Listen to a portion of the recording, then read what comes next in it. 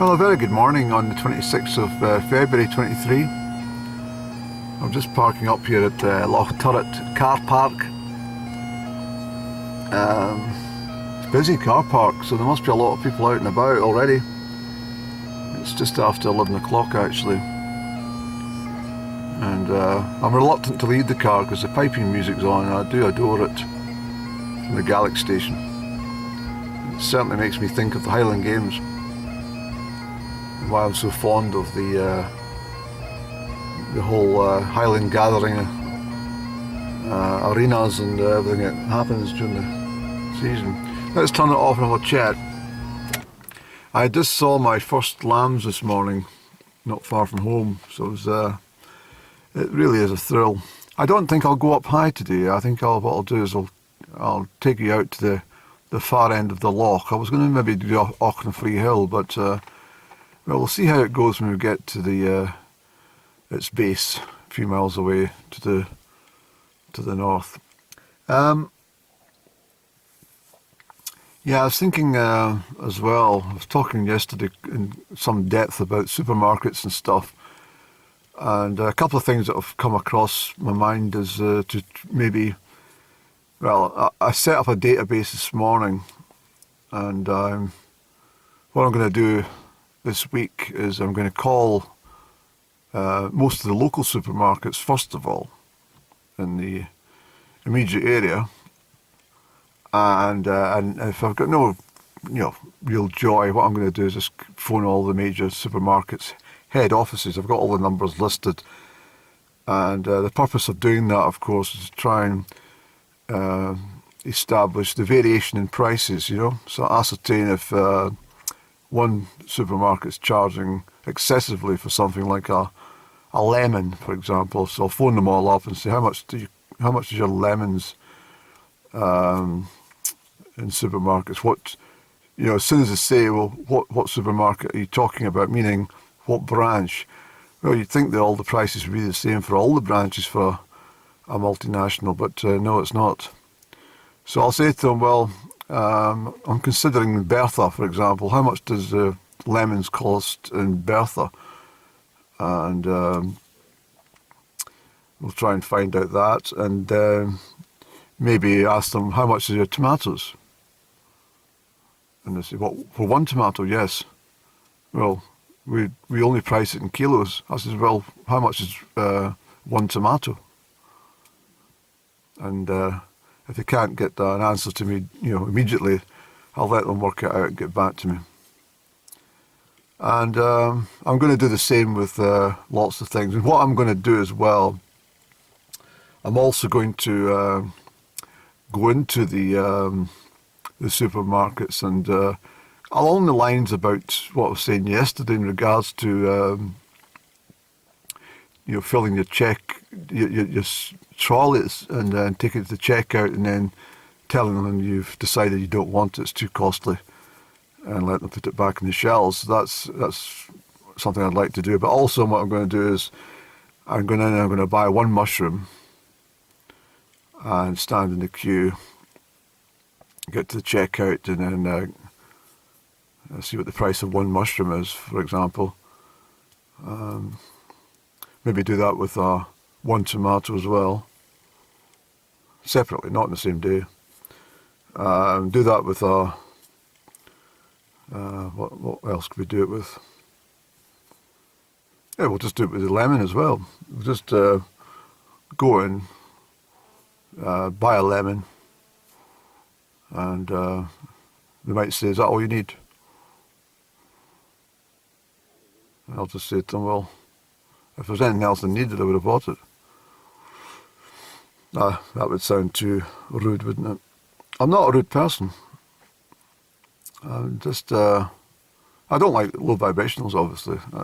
But I mean, when I say I don't like them, it's not that I particularly dislike them. It's just I dislike their behaviours and their actions and their drama. That's what I don't like.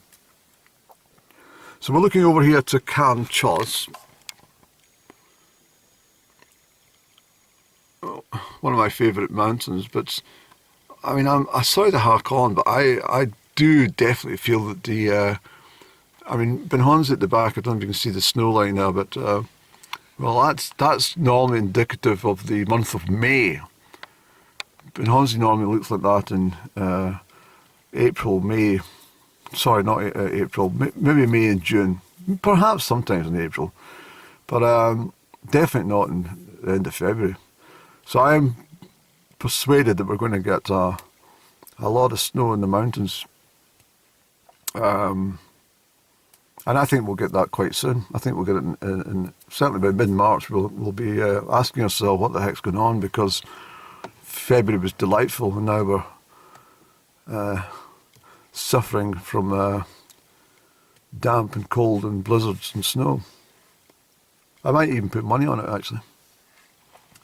The other thing I was thinking about regards supermarkets is I very much regret there was an opportunity for me to do a proper first aid course. I've done minor first aid, but nothing with a certificate value.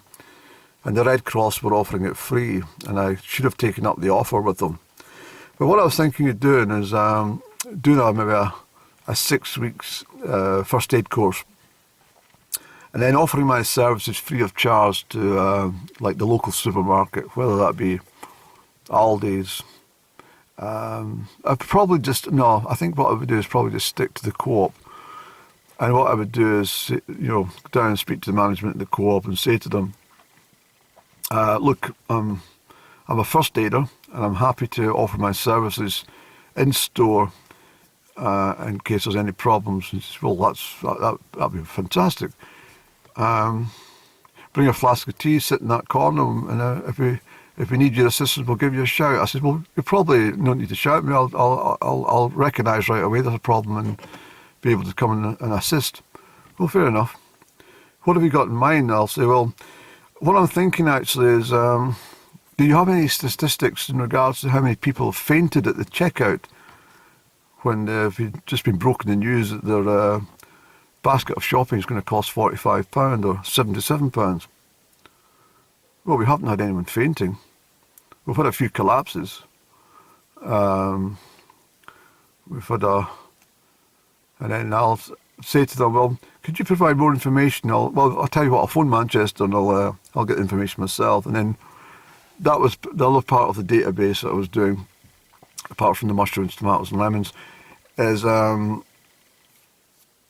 to try and, gather some figures as to how many people are actually collapsing at the checkout and how many of them actually need medical assistance after being told the price of the groceries. So that's the idea. But for now, I better park in a proper place. This is not conducive to good parking because other people might not get out. I saw a little space. I'll go reverse back and do it.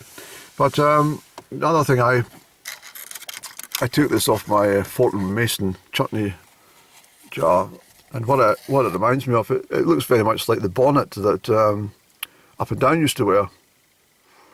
In fact, it's almost identical to the bonnet she used to wear when we were driving around in the open-top Alfa Romeo back in the late 60s.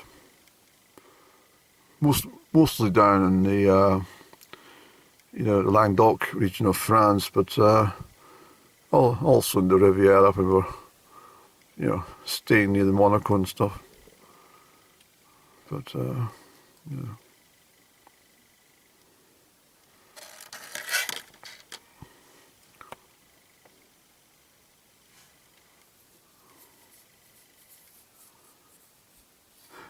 you see what happened there when I was thinking about Up and Down? I went all silent.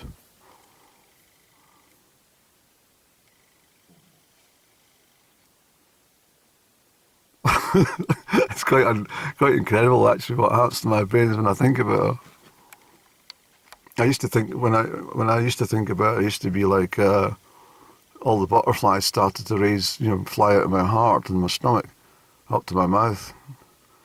I used to go all like jelly-like and I used to feel my blood flow. But now she just makes my brain collapse.